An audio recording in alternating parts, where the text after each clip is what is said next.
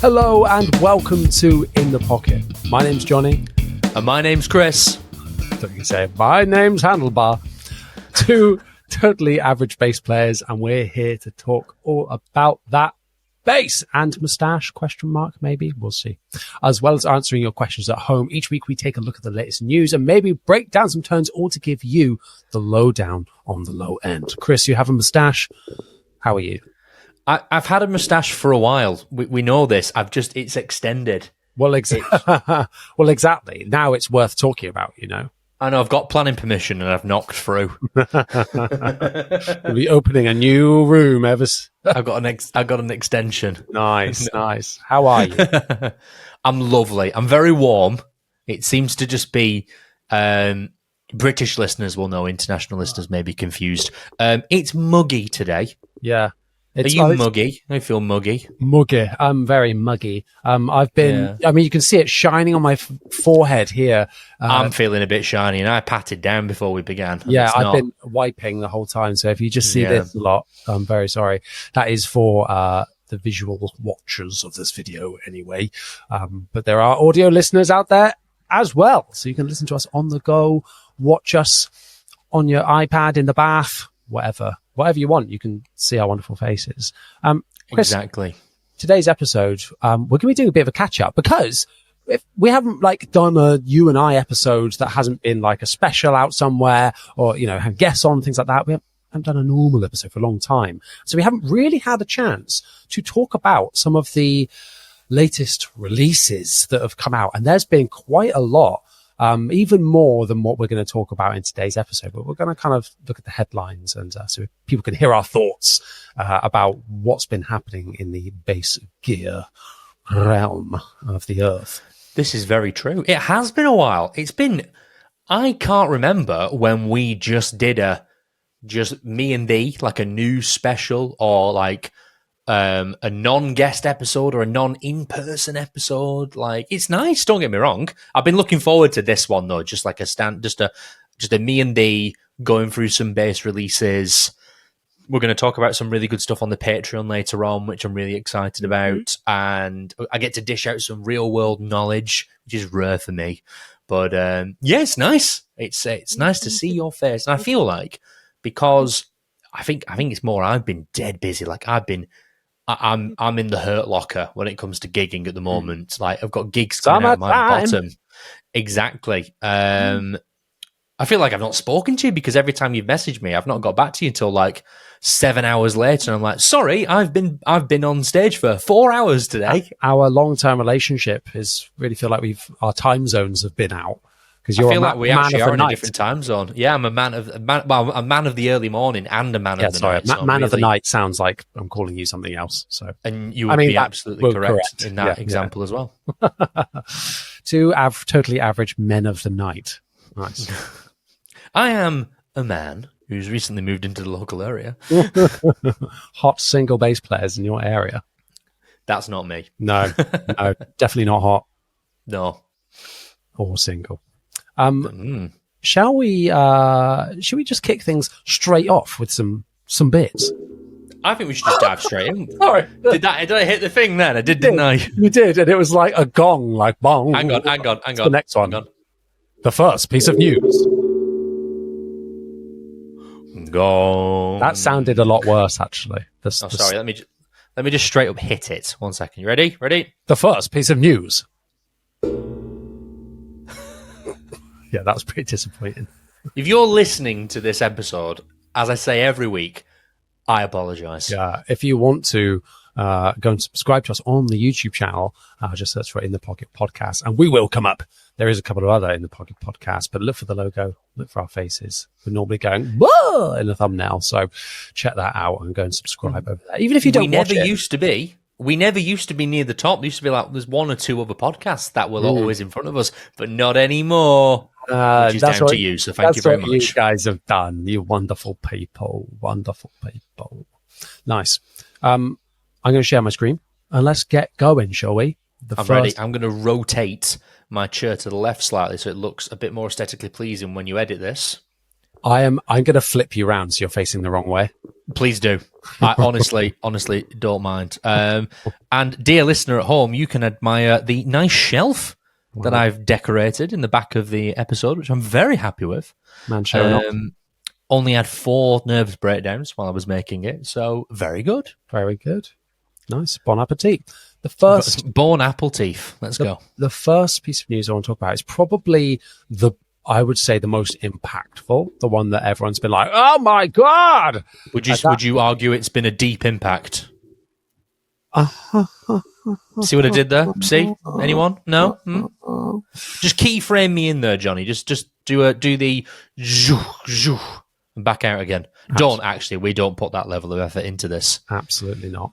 No. MXR, in collaboration with Sir Ian Martin Allison, have a Knight released, of the Realm. Exactly, a man of the night, has unleashed upon the world the bass synth. That's just what it's called, the MXR Bass Synth.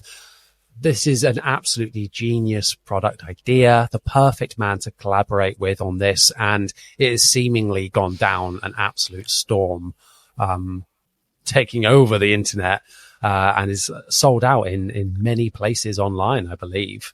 It is a very compact, complicated pedal with many sounds in it. So much that you can get out of this, and I could see people really utilizing this. It's all analog, so it's not all like digital adjustments and things like that, like you might expect from Ian Martin Allison on the HX Stomp, as he's kind of cut his teeth doing all of the synth stuff on that.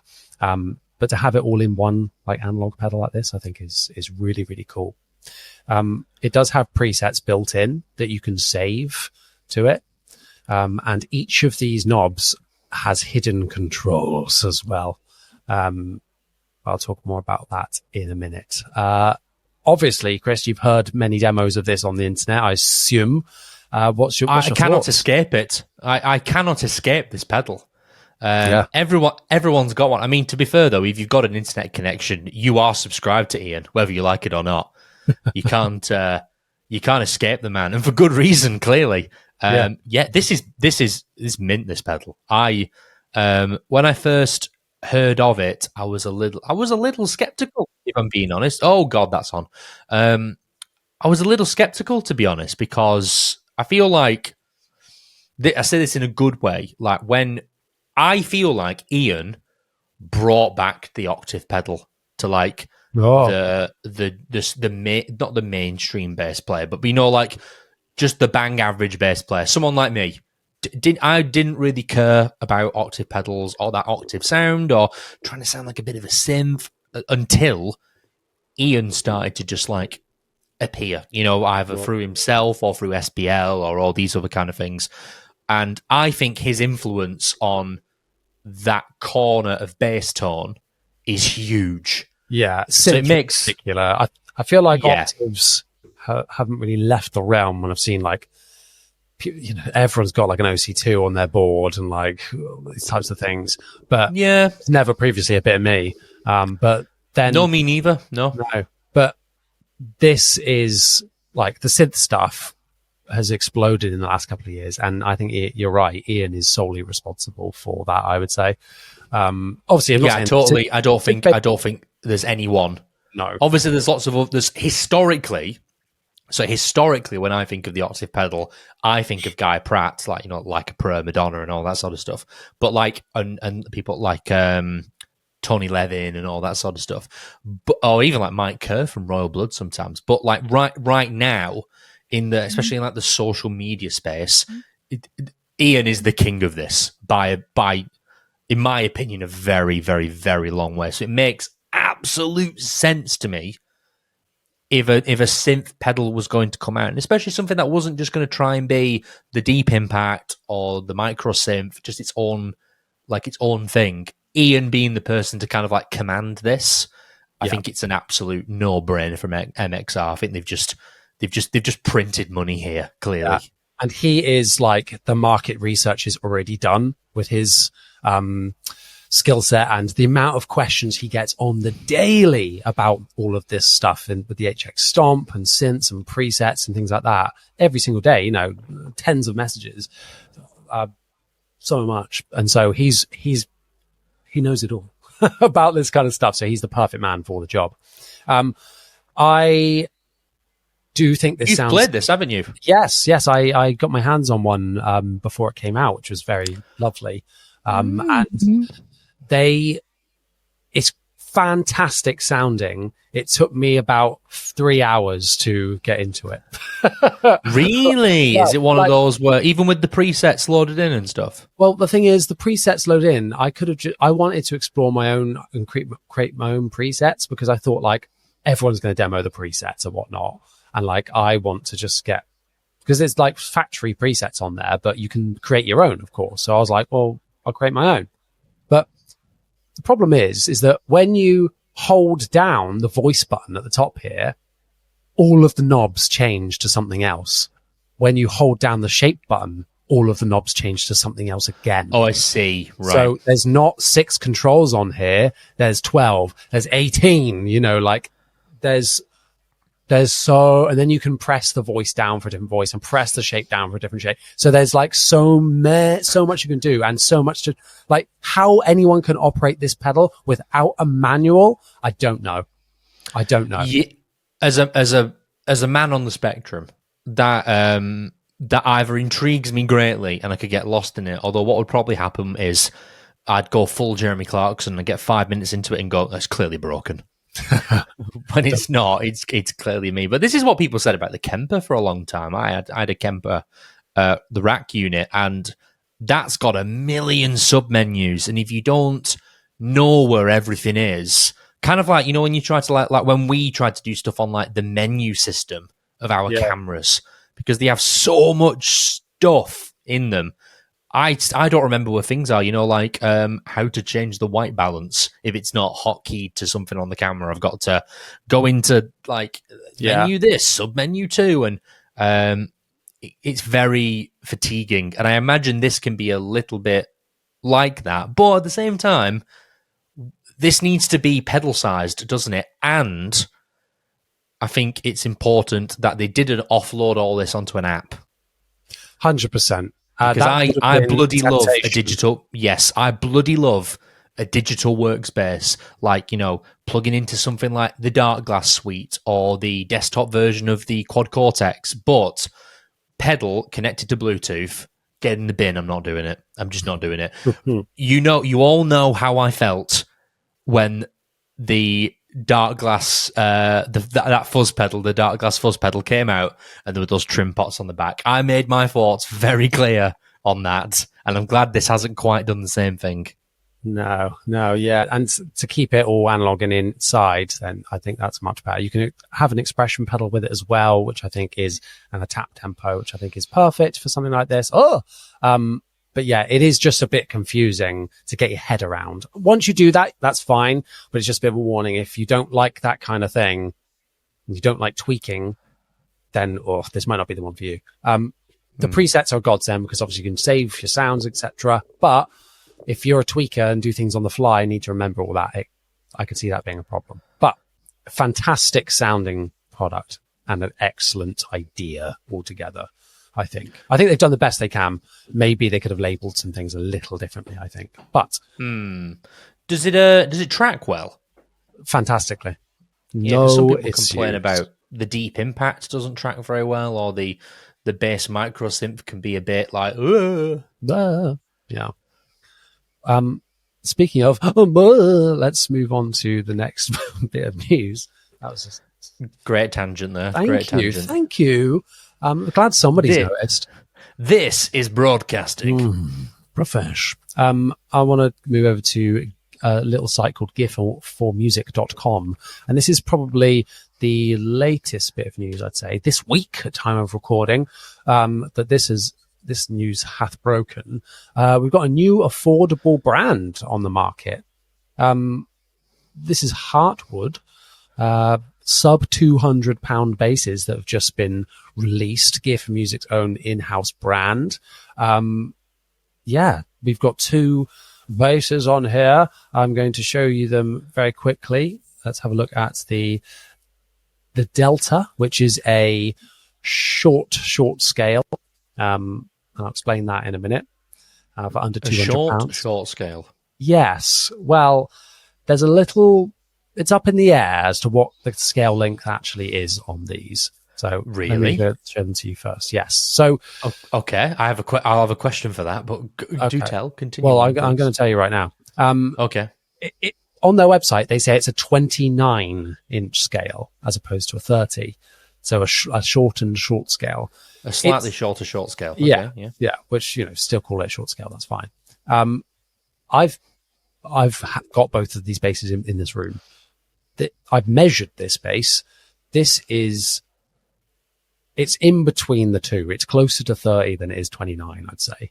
Right. So don't quite know where they're getting that from. The next bass is even weirder for that, and I'll get onto that in a minute. Okay. But something a little bit different, still quite conservative with its setup. It's a PJ configuration, master volume, master tone, pickup selector on there. This huge pick guard on here that goes over the whole body. I dig it. I think these are really cool. The logo and headstock, pretty cheap looking. It's a £200 bass though. And I think that these, in my experience as well, are really, really great. Nice little bass. For the money, I'd say. Really well set up out of the box, this one was. And the fret job, you can't see this if you're listening, but I'm chef kissing. Mwah! Very, very good. No sharp fret edges on either of these two new basses. So yeah, really impressive. Comes in 4 different colors. This blue, which I think might be my favorite actually. Looks really nice with that roasted maple.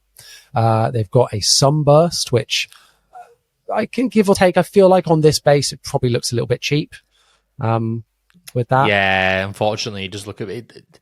I wanted to like that more. It does give off a bit cheap, that one, unfortunately. Yeah. I can't quite tell what it is. I think it's like it's not blended enough, the burst. It's like too quick to go to the bright color. Yeah, the jump between the brightest part and the dark part is a bit too sudden. Yeah. Orchard Red, which is the one I've got, which is actually really, this wouldn't be the one I would pick, but it's really nice in person, actually. I like it. And then I have a feeling that this is your favorite. This is like a kind of dark Sherwood green style one. I do like a Sherwood green, but I gotta say, I actually think that blue one's the nicest one. Oh, there we go. We agree. Fantastic. That blue one would look really good with. It's not taut pick guard. It's the white ones that have got that little bit of like a marbling effect on them. Just a pearloid one. Yeah, that one. Sorry, that would look banging. And I really like that pickguard design. That's really cool how they decided to come over the top horn as well. Yeah, because you'd be tempted with lots of other basses wouldn't bother doing that. They just have it a bit more like a Strat or a Telecaster kind of thing. Yeah, but I dig it. They've done a really good job here to do something that's a little bit different, but not too crazy. So I think that's great. One more thing to mention, and I actually forgot to put this in my review. It's only a little point, but the pickup selector is the wrong way around.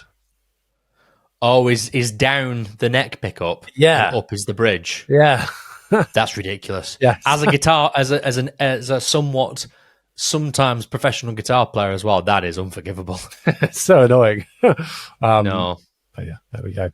And you said you don't like it. I like that headstock. I think that headstock looks really good, actually. I think the shape is fine.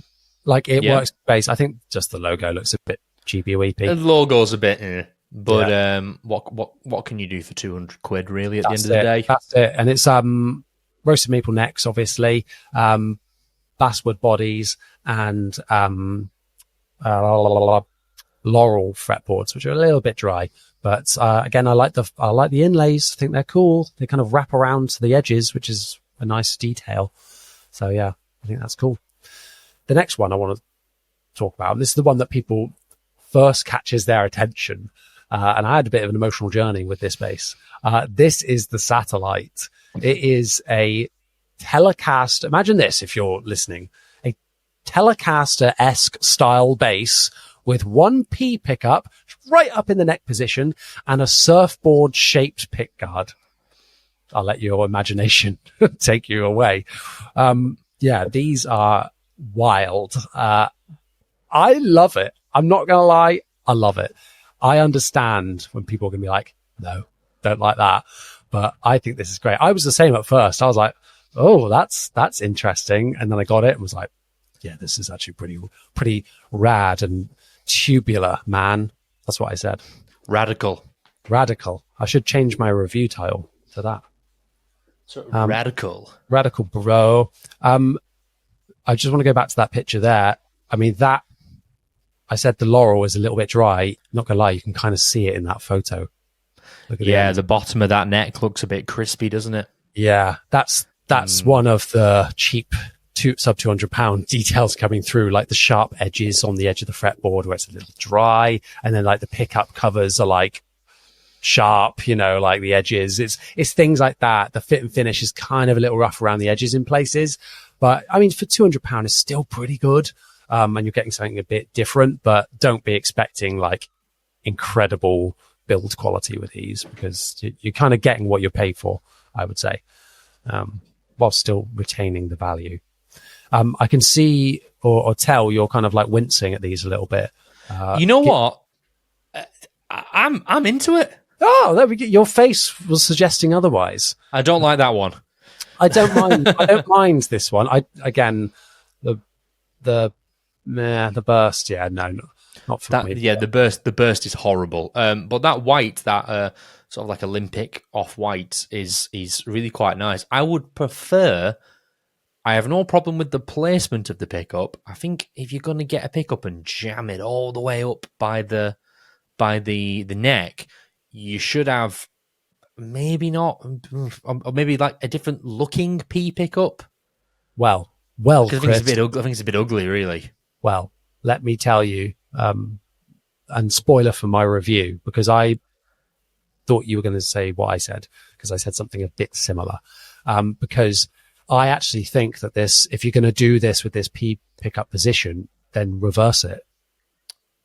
Yeah, so you get a bit more mid-range and a bit more, that lower part, the lower part of the pickup, the bit that hits the E and the A string, is a bit further back. Otherwise, I imagine. Does this just sound like it's got loads of low end and that's it? It's very. There's lots of like low mids, I'd say. It's very obviously that pickup, and normally the middle position is just mid focus, and so you're getting a little bit more low mids and lows, I'd say, from this position. So yeah, to combat that, I said in the video that switch it around, and that'd be great. And it's almost like giving like Mark Hoppus vibes then as well. And I feel like a lot of pop punk players would gravitate towards this as like a affordable bass that they don't mind smacking about a bit. I feel like it could be a cool pop punk style bass. It does give Hoppus bass energy, which is obviously always a good thing. Absolutely. The last thing I want to touch on with this is they say it's a short scale. Oh! I've caught them out. I've got them. Have they changed it? Since my review.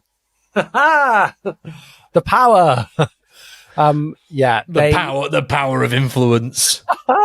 Yeah, so it still says short scale here. You can see the evidence of where they haven't quite tidied it up. They put 30 inch. They put 30 inch and 30 and 29 inch on the other one. I didn't actually double check the Delta spec, actually. I wonder if they've updated that at all. Probably. They have. Yeah, they have. They've changed that one as well. The Delta said 30 inch. Yeah. So when I got this out of the box and played them both, I was like, oh, I know that one's a short scale, so that's fine. I didn't even think about the 1 inch insert penis joke. It really makes all the difference, guys. Don't listen to anyone. Comedic genius. Trust me. Well, I mean, if it's what in your difference, that's like either 0 or 2 inches, So what does that mean? Because I'm 5'10". Well, I don't know. They don't call him Chode Horrocks for nothing. No comment. We'll just let that slide. So on Patreon this week, we will be... we reveal all. We reveal all. I mean, I am not wearing pants right now. Oh, good. Back to the bass. Please continue. This one, they've changed it to say it's a 32 inch. Yeah, because basically I compared them and I was like, oh yeah, this feels like a full scale bass. And I was like, when I was checking through the specs, and I was like, 30? That's not right at all. I was like, I know that's not right. And so then I got the tape measure out and it was closer to 32. And I was like, this is a medium scale. So yeah, it's a medium scale, which I think suits the vibe. I think that's a cool choice to do something a little bit different. I like it. Yeah, I would say sound wise, the Delta is better. Is the Delta the other one? Yes, the Delta is the short scale PJ. It kind of pains me to say it because it's like obviously more conventional and normal, and I want the Satellite to be the winner because I think aesthetically it's like super interesting, and something a little bit different. But yeah, the other one does sound better to me. To you. To me. To you. Yes, absolutely. Very well. Yeah, not bad at all. I'm just going to get up the next bit of news. Oh yes, it's a doozy. It is a doozy, let me tell you. Have you heard of a person or a brand, called Music Man? No, I'm not familiar. Please do tell.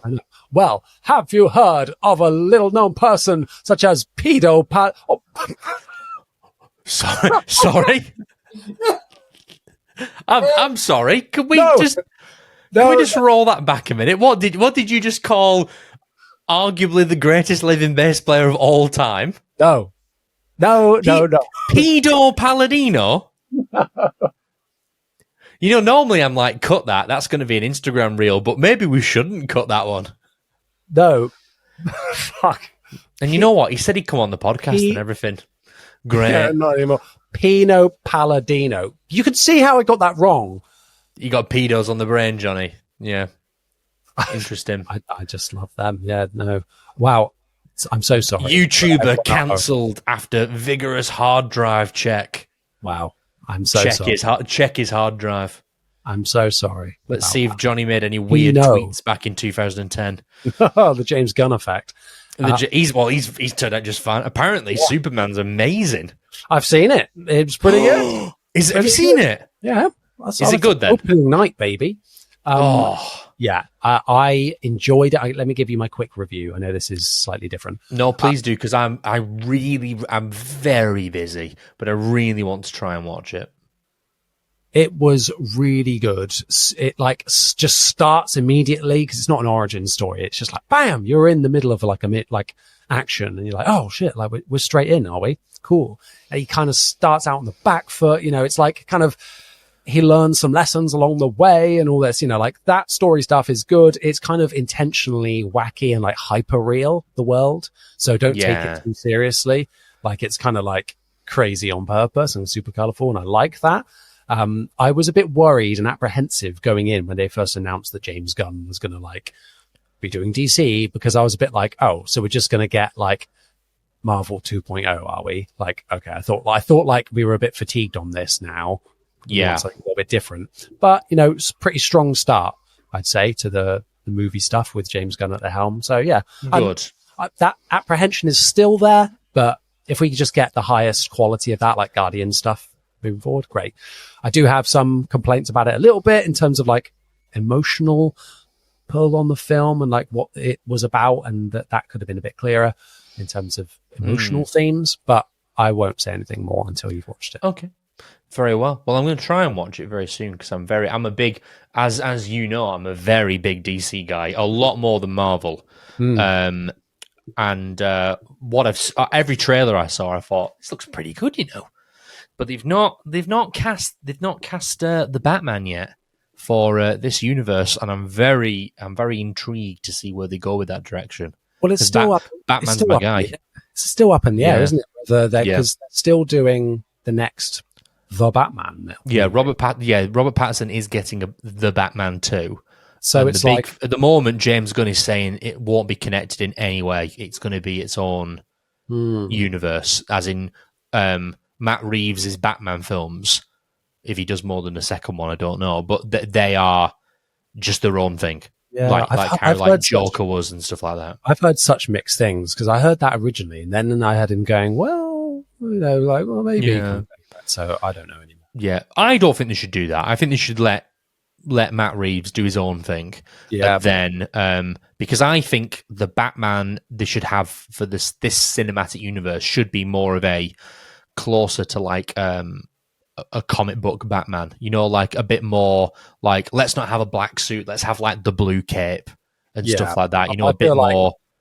James Gunn is very pro doing that anyway. Comic accurate. Still like a dark brooding character, but not as, because I love just how dark Robert Pattinson's Batman movie was. Yeah. And I don't want them to brighten him up to make him work with David Finger's Superman. I don't want them to do that. Let them get another person in, like get like a much bigger actor, as in like a physically bigger actor, like, get someone like proper flipping hench to play Batman and lean into that more like comic book, larger than life Batman, as opposed to Robert Pattinson's like hyper realistic. He's not even like that muscular, all that kind of thing. Anyway, talk to me more about this relatively unknown bass player who, for reasons I have no idea, has got a signature Music Man coming out. Who is this guy? Can someone tell me in the comments what he's played on? I have no idea. He definitely hasn't played on any children. He is not. Problematic at all.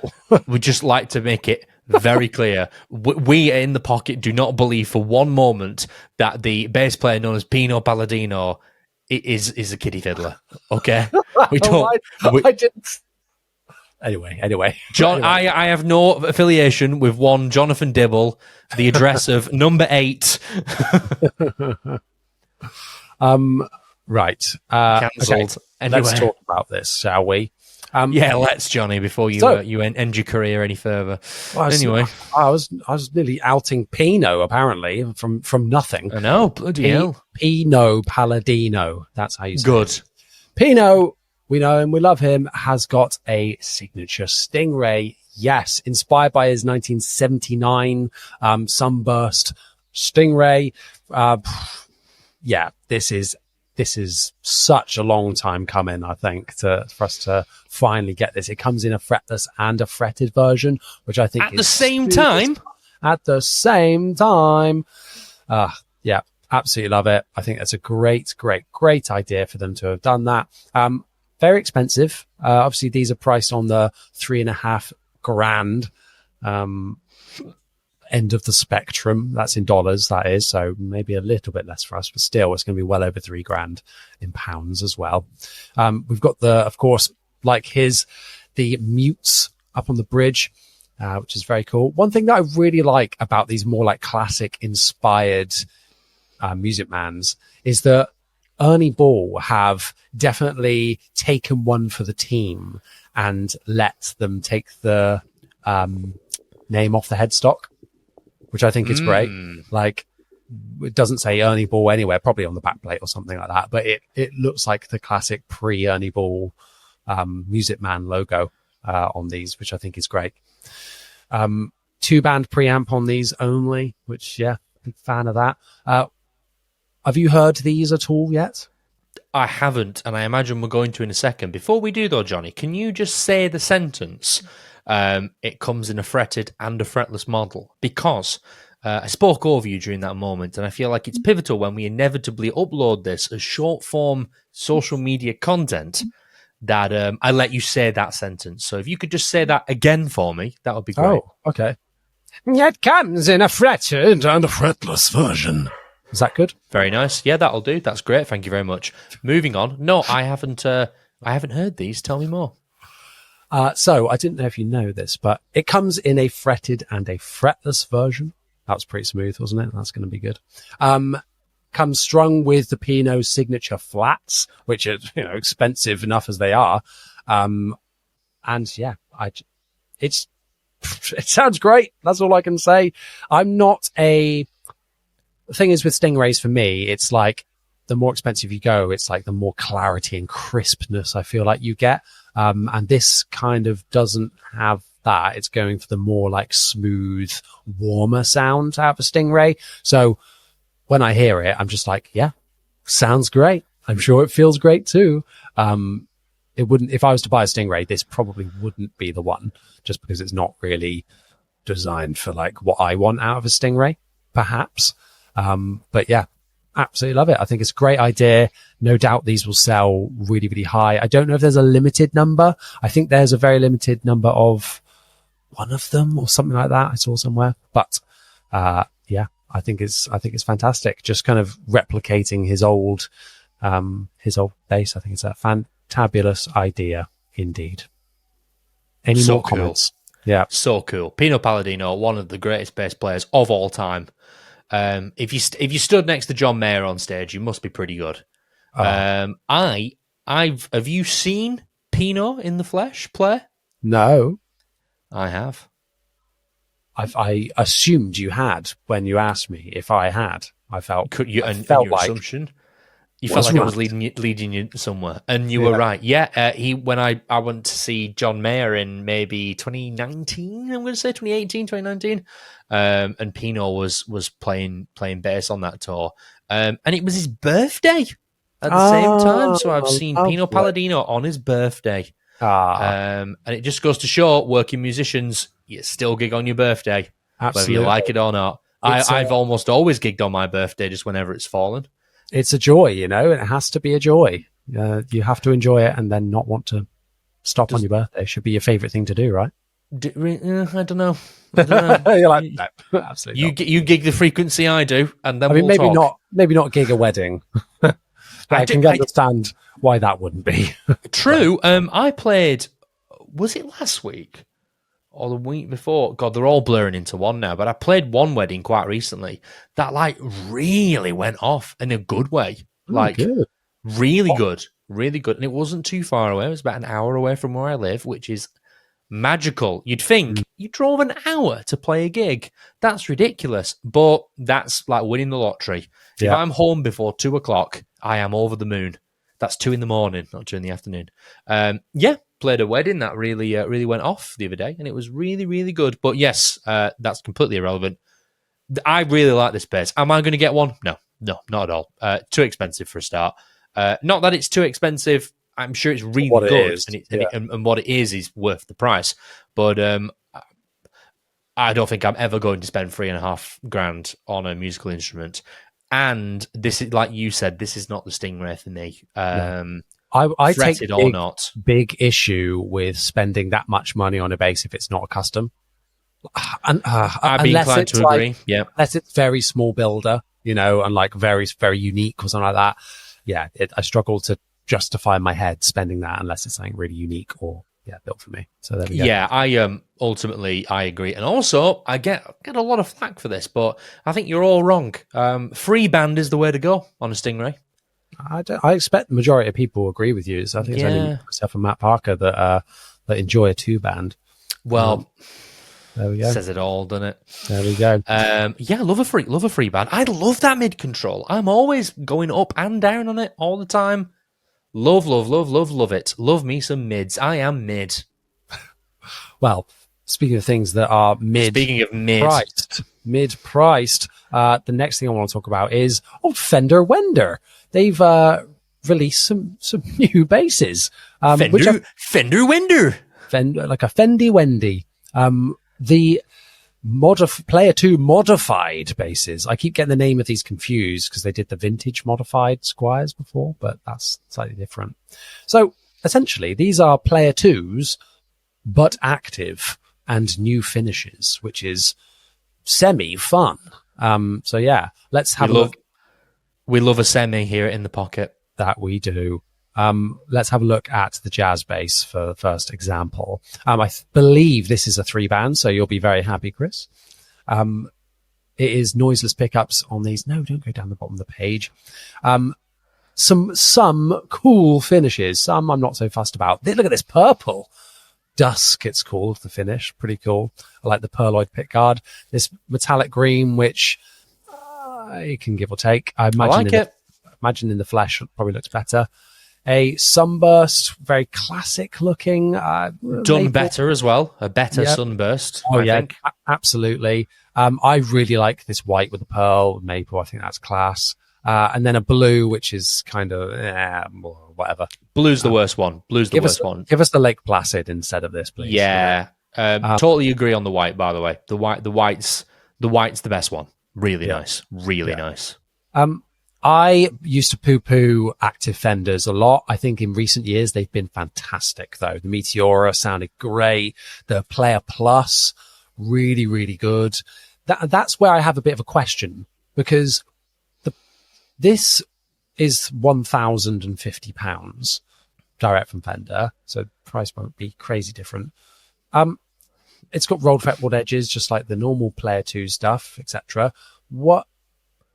I'm a bit confused about why someone would get the Player Plus over this. I know the Player Plus has like American specs, so maybe like string through body. I guess the specs are different, but I don't know. They're just kind of very the Venn diagram of specs start to kind of overlap a little bit with those two product ranges, and the Player Plus stuff, I can't remember the price of now, but I feel like it's about $1,300. Well, that is still £300 more. That's what I mean. It's quite a big jump up. Yeah, but like, is it worth it? That's what I'm saying. Like, yeah, it's a weird one, because the Player 2, when I went to PMT's RIP, what used to be their filming studio, and did my sort of demos and reviews of the Player 2s, I was really impressed. You've played a Player 2, you've owned a Player 2. I've got that right. I've got half of a Player 2. There we go. There we go. And I think they're really great, but those were the passive ones that retailed for like £800. Yeah, about 750, 800. Yeah, and for me, I'm the extra £200 for the active preamp. No point, in my opinion. But again, I'm not. I know I've just said about really liking Stingrays, and that's very true. I gig a Dingwall quite a lot, but I really do prefer a passive bass personally for working at home. I don't mind. Like I've retired my Ray 34, which is active, from gigging use because of the battery. I want it when I'm gigging. I just want it to be passive. I don't want to run the risk of anything going wrong. And I just don't care for the active sound too much. Fair. But, I suppose your line of work, it's a bit of a pain or something to work around, essentially, rather than just getting to it. Yeah, I mean, if the battery's down the Dingwall and I had spare batteries, it'd be fine. You just pop the magnet out and it's good to go. But if you've got to like get under a pick guard or get some screwdrivers out, absolute nightmare. And yeah, I'm on stage for hours at a time. I have big breaks between sets sometimes, so if I'm not careful, you could leave your bass plugged in for like 6 hours. Doing like 3 45-minute sets with like hour gaps between them. It's you're opening yourself up to a big problem.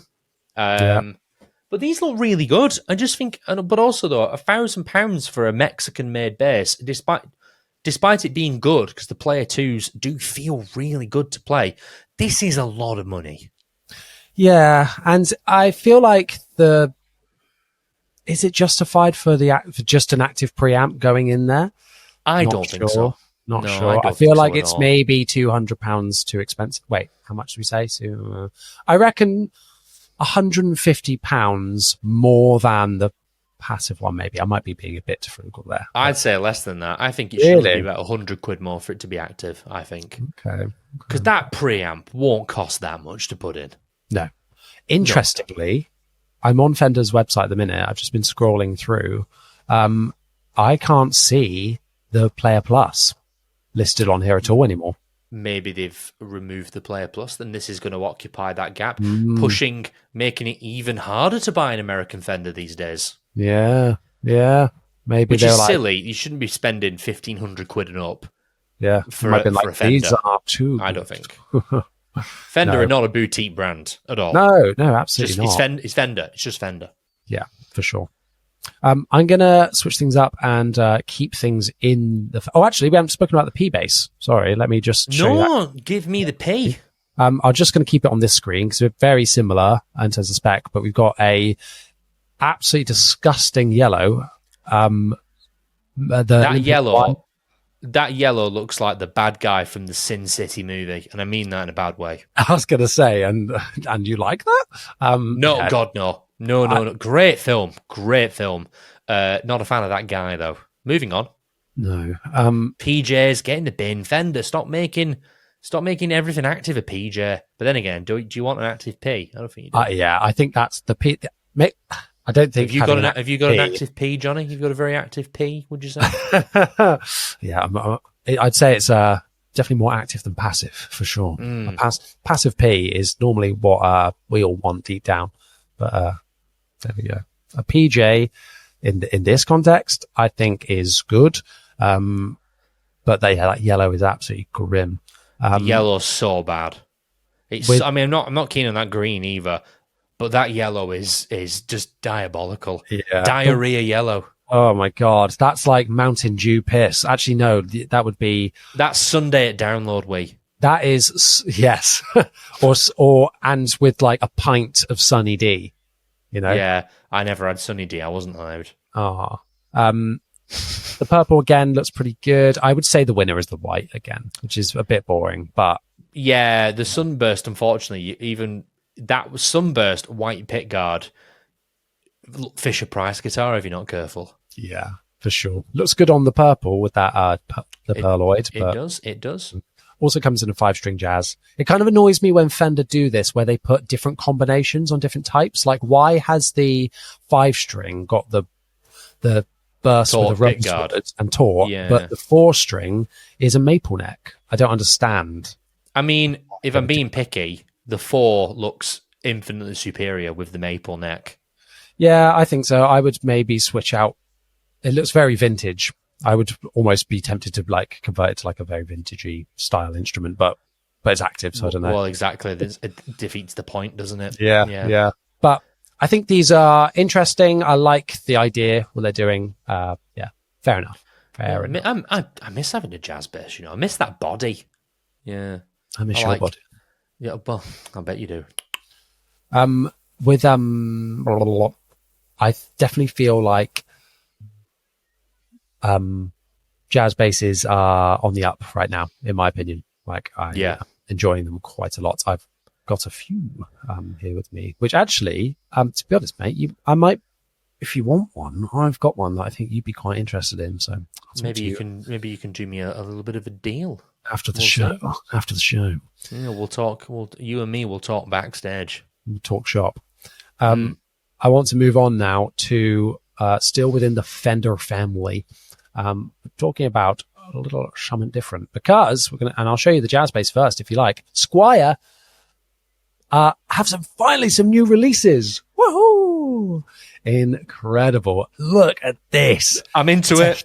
Tahitian Coral. Oh my God. 60s jazz bass. So just a new finish here, I believe, for the standard 60s. Get rid of that.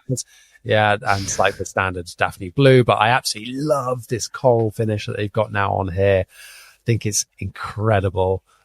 Squier are one of my favorite brands, seriously, just because of like the cool stuff that they're coming out with, and just that they kind of care less almost, which is great. It means you get some really cool finishes. Speaking of cool finishes, look at this. A mocha 70s style active jazz. Are you kidding? Love this. I absolutely love it. The mocha finish is just such a classic 70s style. I think this is an amazing release. They've also got it in this ocean turquoise as well, which is pretty cool. That's better than the blue on the Fender. Absolutely. That's better than every Fender we've just looked at. Yeah, it's like seriously. Johnny, I'm sorry. If you think that the mocha is nicer than that ocean bluey green, you need to get them jars changed, mate. You should have gone to Specsavers. That is so... Look at the inlays! The inlays! Yeah, that is classic 70s. I love it. I want that. I play with a wedding band called Ocean View. Oh, perfect. Exactly. I need to email Fender right now. Yeah. Personally, I'm just a mocha. I'm a slut for the mocha. Yeah, it's not my favourite hot beverage. I'll be honest. I don't mind a mocha from time to time, but I'm more of a flat white kind of guy. That's why those finishes earlier were so good for you. It does come in a 5-string as well in both finishes, which is cool. So cool. I would. It's active. That's my thing. If that was passive and £100 cheaper, That would be lovely. Yeah. But still under 500 quid for an active bass. He's not to be sniffed at. Wow. It's not. I'm afraid it's not under 500. Well, the 4-string was though. Oh, was it? This one's 509. The 4-string is 489. So yeah, that is good. Yeah. That is good. A 5-string, an active 5-string for, let's just call it 500 quid, is very, very well priced, I think. Yeah, absolutely. I would like to move on to my favorite now of these, and I'm sorry to say it is Mocha again, but get your eyes on this. Yes. Oh God. Oh my, even the tint of the neck looks a bit darker. This is the classic vibe Telecaster bass. I was literally talking to Matt Parker about, that Squier need to release a version of this. I'm not joking. 2 days later, they announced this and we were like, oh my God. The power Strikes back. Absolutely love this. Just a single humbucker in the neck position. This is dark tone city, woolly as hell, but it's all good for it. In that mocha finish, it is perfect. They've done this bass before. A couple of finishes. It comes in that vintage white as well, which is very similar to the Vintera one that they've done. That also came in like the surf green, but it's all about the mocha on this one. I think it's just such a vibe, a classic vibe, in fact. Agree disagreeably. I actually prefer the sort of TV yellow white one. It's still a banger. But they both look great. I'm not saying the mocha one looks bad. This looks good. This is good. So I'm very, very impressed by the look of this. One very good much thing so. is that obviously these Telecaster basses normally had the 2-barrel saddles for the bridge, which traditionally aren't great for intonating individual strings, but they've just got standard bridges on these, which is a cost saving thing for Squier, but B, it's just better anyway. So I'm glad that they've done that. I have to confess, I have pre-ordered this one.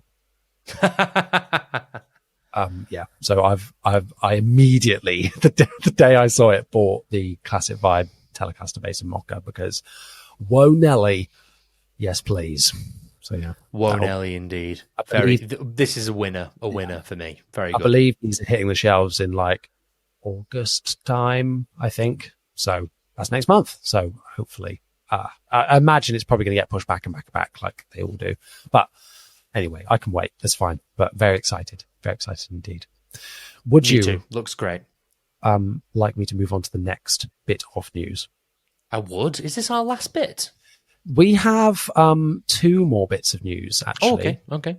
One of which I'm going to spend a little bit of time on, and then one a little bit more time on. One of them is I'm not excited about in the slightest, but that's okay. Don't have to love everything. And that is PV are back with the Cirrus. It was today I learned that it's called the Cirrus bass. I always read it as Circus. But there's only one C. Well, I know. But I always read, that's the Circus bass. And then I was like, oh, no, it's not a C at all. It's an R. So, yeah. There we go. These do absolutely minus points for me. Like great heel access. Can't be denied. Yeah. Oh, absolutely. But the black's all right. That blue looks pretty good. I'm assuming these are active and probably sound really spanky, which is fine. But the blue's lovely. This does nothing. I'm just not bothered, Johnny. It's a bit like, what was the bass we looked at? The Pbase basses. They sit in that realm for me. Yeah, they do. 35-inch scale length. That's cool. I like that. I will say they haven't, I feel like these basses are a bit of a fan favorite, a bit of a cult classic, if you like, where people like them, love them, and people that don't just don't care. A bit like us. 24 frets. They're a thing, aren't they? And they've definitely 35-inch, a 35-inch scale neck through as well. This is a fantastic spec list. It's just aesthetically doesn't do anything for me, but I imagine that they're really good. How much do you think this is? Oh no, is it loads? Well, how much would you assume? Just by this very limited spec list you've just looked at and looking at these. 850. 850? Yes. Okay. Wait, where's it made? Where's it made? Oh, hang on. Look away. The price was there. Look away. I didn't see it. I didn't see the price. Try and look about where it's made. This would be good if I'd looked this up beforehand, but I don't actually know. Cheers for that. Yeah, so hang on. Whoa. Okay, country and manufacturer. Doesn't say. I can try and find out whilst we do this, but Just tell me the price. How about £3,300? Sorry? The 2025 Pbase Cirrus Baseball's carry price starting, so that's the 4-string, $3,300. I'm sorry. What precious mineral is this made of? Have you not heard of Alder? And walnut? Flamme Mapelle? Like, I'm sure these are like premium woods. Like, it looks good. Like, the woods look good. Like, I'm not saying, like, they even title of this article even says an exotic wood tops. Yeah. Johnny, I just don't care. Move on. Yeah, I just don't care. Move on. That's the same price as the Pino Paladino. Yeah, which is bonkers. Like, surely they're not selling that. And if that's Indonesian made, I'm giving up. I mean, I'd accept it, if it's American made with exotic woods and stuff. I could say maybe like 1,500-1,600 quid, something like that. But clearly, I know nothing about the pricing of things anymore because everything's just so expensive. Right, be gone from me. I don't want to see this anymore. I want to move on, and with a shout out to our patrons at one point as well. But this especially can be gone. Yes, be gone. Absolutely. Well, should we do our lovely little shout out now? I think we should do just that. Yeah. Before we do that, could you please tell the people what you can get on our different tiers? You can, and I will. So we have 3 tiers on our lovely, lovely Patreon. Tier 1 is just a little thank you donation from you to us. Just a little thank you to say, please help keep the lights on. Tell us you enjoy the podcast. Help me pay for my heinous gravy addiction. And Tier 2 gets you stuff. Some of those things include access to our Patreon-only section, which we will be doing at the end of this episode. We'll be diving straight on, and we shall be answering your questions and going through some topics that have been asked and brought up. And you also get in that, when we have a guest on, if you submit a question and you're one of our Tier 2 or Tier 3 patrons, your question will always be asked to that guest. That is our guarantee to you. So if you want direct access to anyone from Sheldon Dingwall to, we've had Ian Allison on in the past, we've got some pretty good people in the pipeline, which I will not be saying because I'm a superstitious man. That'll give you direct access to those people so you can ask them the lovely, lovely questions. And then Tier 3 gets you everything I have just mentioned, plus a shout out every episode, which I'm going to do in just a second, and also gets you access to our monthly giveaways. And we have given away some really cool stuff in the last couple of months. Basically, we're just clearing out Johnny's garage 1 month at a time. We've given away pedals. We've given away basses. We gave away a bass last month. Johnny, have you decided what unwanted item you'd like to give away? Hey, that's not what it's about. Tier 3 is Johnny's car boot sale tier. No, this one is actually a very special one, I'll have you know. It is actually in collaboration. The pair of your underpants. You've got those, is in collaboration with the lovely folks at Vintage Bass Room. They have very kindly sent us something to be given away on the Patreon. Is that so? I did not know this. Because usually I don't want Johnny to tell me about these things because I like the surprise. Now, this is the product. Look at the size of it, first of all. So this is the lemon and ginger fuzz of vintage. Wow. Look at this. Look, I mean, I don't know if you'll pick this up very well because of the light. It's a silver reflective vintage casing on here, and it's got a little guy on it who's like, I don't want to say eating out, but he's doing something on suspicious on here. This is I've not plugged this in yet, But this, I can, you know, a pedal that you could hear without plugging it in? Yeah. That's this. That is this. This will get you fired from your wedding gig. 100%. Yeah, exactly. So I want you to win it, therefore. Yeah, I want to win it. I love turning stuff on that will get me fired from gigs. It's my favorite thing to do. The this pedal is, you know, going to be an absolute screamer, I'm sure. I don't even know the retail price of these normally. I mean, ones that are like claim to do a similar thing are like £300. This is a sought after pedal. Very nice. I'll definitely put some better, more details elsewhere. But yeah, this is so cool. So cool. I think they're made in Japan, these ones. And yeah, just super duper rare. Okay. So make sure if you're going to do it, now is the time.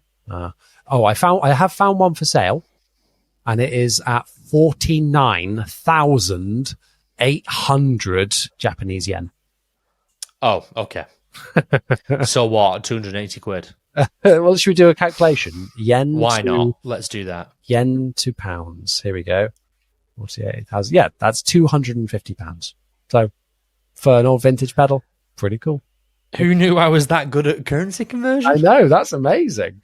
I'm very impressed. I'll definitely post some pictures of that on the Instagram so you guys can check it out for yourselves. But yes, the people that are currently in the running for winning this pedal are Carlos Bonas, Jim Goldstein, Tom Kuistra, Daniel McColgan, Frank Bethel, Sam Smayton, sorry, Martin's even, I got that wrong, Travis Williams, Kaddish D. Radish, Eric Molyneux, Charles Johnson, Dean Gordon, Darrell Hazelhurst Jeevens, Emily Gonzalez, Alan Wadey, Alexander Sean, Ethan Eichhorn, Justin A., Jonas on bass, Joost Kroon, Mark W., and Brett Linkowski. Nearly a clean sweep there, but unfortunately your boy messed up. So sorry, not bad. Not bad. Not bad at all. Very good work. And thank you, everyone, for supporting us on the Patreon. It really, really genuinely makes our day. It really does. Thank you. If you like what you hear, then please consider joining us. And it's a good fun time. Speaking of good fun times, I'm going to move on to our last bit of news here. Mm-hmm. And it is, of course, the Helix Stadium coming this fall. Ooh. Yeah, this is the one that we've been waiting for. On the 10th anniversary of the Line 6 Helix, they announced the kind of next evolution of the product. I've not been on this website yet, which is pretty well done. They're kind of definitely going hard here on the marketing for these and all the videos that they've done on them so far. Essentially, these are imagine the Helix. You know what it is. It's got all the presets built in and all the amps built in. And people have been saying for years, give us a Helix 2 or whatever. This is a version of that. We've still got all that stuff and more. And it's got all of the cloud-based modeling built in with their new, I think it's called Aurora modeling that they've now implemented into it. So kind of bridging the gap a little bit more between the kind of quad and the Helix. And the difference is that it couldn't really do that. They've got two versions of the Stadium, one essentially without a expression pedal, and then one with, and there's a couple of different outputs on the back where like you can't have two inputs on the small one, but you can on the big one. I am perplexed by this product a little bit where they said some things in the video demo and I was like, I don't know what that means.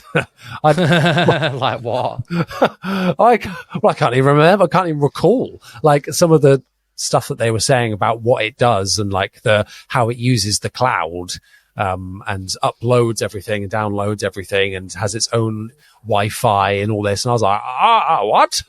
I don't really, what does this mean in a practical session? You know, I'm not sure, but essentially, it's a lot more intelligent. It is a lot more user friendly as well. We've got this huge touch screen on there now, which previously we didn't have. Actual like product images rather than just like a name that's like the citrus drive instead of like an orange, and things like that. So you can actually see what you're doing. And even little things like they've really thought about how people use this and what people need. Like there's some really handy little shortcuts on here. And I don't know if you can see it in this picture, but in this, I think it's got it here. In each of the corners of the screen here, it's got like 4 different words, and it's like 4 different adjectives that just describe the types of sounds that come out of this amp. And it might be like, oh, I want it to be more crunchy.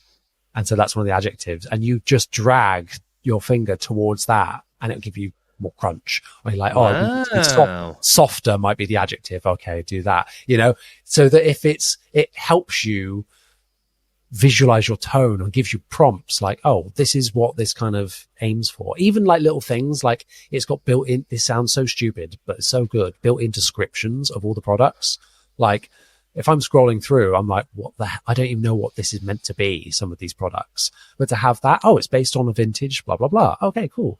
That kind of stuff. Innovations. That's cool. Yeah, that's really helpful because like one thing, if you're going through, say, like the factory captures in the Quad Cortex, it might be like there's easily 100 captures of an Aguilar tone hammer just in there. And they don't say anything. They say like Aggie, AGGI, something, and then just like 1, 2, 3, 4, 5. And they don't, you don't click on it and it might, it could say something like higher input gain, reduction in mids, like that kind of thing, or like vintage voice on, that those kind of things. It doesn't say anything like that. So you kind of just sat there clicking through tens of different presets, and it's not just the Quad Cortex that does this, but a lot of things do that. And then you get ear fatigue, and then you don't really know, well, was the first one always the best one, and back and forth. And so it having like a sort of description is really nice, because you might just be on the fly going, I've taken a funk wedding gig. I'm not normally a funk guy. What's a kind of classic funk amp? Yeah. Be it on bass or guitar, and you can see the descriptions on there, which is really cool. Yeah. And you can search for those words like funk or acoustic, and you're like, oh, great. Like there's all this stuff here. Perfect. Like, so that's really good. They've really thought about the user interface on this. And they've put here, it's intuitive and unparalleled control. And I think that's true. Like in the demo, I was like, oh yeah, this looks really nice to use. And that's it. The Agora, not Aurora, Agora modeling technology that they've called. I don't know the exact technical jargon that like what that actually means. That's just the kind of name they've given it. But yeah, very, very cool. It sounds like you don't have to stop and wait for it to like model. You can still like play and use the device whilst it's modeling in the background, and it uses the internet somehow to like upload it all, rather than just. That's very cool. I like it a lot. Yeah. The other difference I've noticed between the two here is that the smaller one doesn't have the little screens above the buttons, which is a bit of a shame. I do like that when products have that. Personally, I quite want to get the smaller one. I think because it's a little bit more affordable, but also I have no use for an expression pedal. Yeah, to be honest. Yeah. So I would save the money and get the smaller one just because it's a bit better for me. But yeah, it's looks great to me. I'm super excited, and I'm glad that they've done it. Before we finish off on this one thing that I think is interesting as well is that they've said like, oh, why haven't you just done like Helix 2 or like whatever, or like where's the Stomp version of it? And they said that, well, the Helix 2 already exists. You've got it, because that's the great thing about Line 6 is that they've been updating it so much, and even doing updates that you haven't recognized. So what's really smart is that they've been updating, as well as like all the new launches, they've gone back and tweaked and improved all of the existing amps throughout. Yeah, Neural did that. They did. I remember one of the updates, they came in and they were like, we've updated all of loads of the pedals. They didn't do it for any of the bass ones. What a surprise. Oh, cool. But it was like, we've updated the Tube Screamer, and it's like, it will just be, there's no different controls, but you'll find it even closer to the original. And if you don't want that for whatever reason, you could click it and it'd be like shift to legacy mode, which would take you back to the version 1. Oh, so I like that. I think more things could do that. One thing I've been really impressed so far with Dark Glass is just like how many updates the Anagram's been having as they've been adding got the Bluetooth now, haven't they, as well? Yeah, they've been adding Bluetooth, new MIDI functionality. They said something else is big is coming in the next update, along with more effects blocks, which is cool. I'm really impressed with the Anagram. I'm really like very powerful for how small it is. It's really small. Yeah, absolutely. You could just have that and be done with it, you know. And I have, for a lot of my last couple of weddings, I've just been taking that in a backpack. Yeah. Comes in a little carry case and then you're done. Yeah, bass, the Anagram, couple of cables, phone charger, done. Very easy, very nice. With the updating of existing models, one of the other interesting things that Line 6 have done with that is that they've updated them, but also if you've already got a preset saved, your preset won't change unless you swap the amp out and swap it back in. Yeah, that's cool. I like that. Yeah. It's because otherwise everyone's presets would always be changing and you'd be like, oh, it doesn't sound the same because I've EQ'd it in a way to suit it or whatever. So I was like, oh, that is so smart. Like good thinking. So very good thinking. Top work, Line 6. Very, very good stuff. You continue to arguably be the best. This is definitely one that I'm interested in picking up for sure, or like wanting to give it a whirl. Very interesting. Yeah, bit big for me, but I like it. Yeah, I don't know how big the small one is, but there we go. That'll still be big. That'll still have a bit of heft to it. Yes. Speaking of heft, let's move over to the Patreon section, shall we? Where we're going to be answering your wonderful questions at home. Before we do that, we're going to sign off. Chris, my dear, where can people find you on the internet?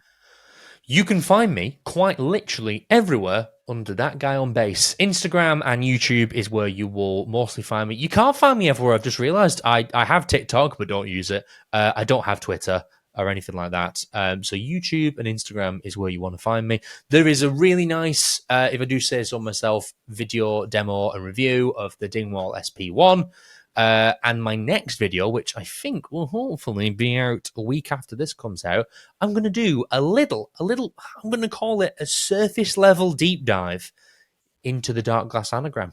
I'm just going to do a video basically walking through my work preset that I've made for it is probably how I'd best describe it, where I'm doing some little drive, lots of drive. I'm doing some octave stuff. There's a bit of modulation, a couple of little things I'm doing in terms of routing the outputs out to different things as and when. When do I want an amp? When do I want a DI sound? Compression, all these kind of things. I'm just going to go through that with a couple of different basses. And I think that's going to be my nice little run through. Don't call it a review. I think if you want a review or you want an in-depth look at it, I think you're the guy. Dark Glass brought out like an hour-long deep dive into the Anagram that I watched yesterday. Really it's a good video. That's really good. I was really impressed with that video. Really enjoyed it. I love it when companies bring something out. Like Neural are really good with that with the plugins, where they'll do like a big hour-long episode video going through every single bit of the pedal in loads of detail. I really enjoy that. So give me a subscribe. I'm nearly at 1,000 subscribers, by the way, Johnny. Oh yeah. Which is really good considering I only started at the start of this year, which I'm very, very, very happy with. Thank you very much to everyone who's subscribed. That really, really, really means the world. It's fantastic. I look really sweaty on this camera. I've just seen like, oh God. Shocker. It's warm in here. I'm toasty. Me too. But Johnny, from one Dr. Zoidberg to you, with this Tash especially, I feel like what's his name from Mythbusters? Mr. Myth. Did you watch Mythbusters? Mr. Buster. No. Did you watch Mythbusters? I didn't have Sky growing up, so I didn't have Sky either. I don't know how I watched it. I don't have access to that show, I'm afraid. No, oh well, very well. There's a character on that with a very warm pink face, like I do. Please sort this out in post. I look dreadful. And a mustache. Give him a Google. I know who you're talking about. Thank you very much. Jonny, where can the good people find you? Find me on YouTube. Just my name, Jonny Dibble, and exactly the same on Instagram. For both of those things, I am giving away at the moment another chance to win some stuff, people. That's what we're here for, baby. Those Hartwood basses. I should have mentioned this during that section, to be honest. Giving away those 2 basses. And I've not got it to hand. Oh, I do. The Goliath Hornberg drive pedal. I thought 30,000 subscribers I'm about to hit. So let's do 3 products to give away. 3 winners. Make sure you head over to my pinned Instagram post where you can enter that competition as well if you want to get your hands on one of those 2 new basses or this very cool pedal indeed. So yeah, make sure you can check it out. If you want to win some other stuff, like we mentioned earlier, head to patreon.com/InThePocket Pod, where you can join our Patreon or click the link in the description if you're watching on YouTube, where you can join us. If you even just want to throw in £1 a month, then that is an option as well. Just a little tip jar for us to say, hey, thanks for the free content. And you guys are handsome and fantastic. So that'd be great. Thank you. Apart from that, subscribe to us on YouTube. If you are listening on Spotify or Apple or another listening platform of choice, make sure you rate this podcast 5 stars. Thank you so much, by the way, to everyone that's ranked 5 stars. There was quite a lot of reviews on there, which is really, really lovely. So it's a free thing to do. It is super quick, and it really helps us to get higher on people's radars and help something to do with algorithms, etc., etc. Once again, everyone, thank you so much for watching. We'll see you next time. Tassie, bye.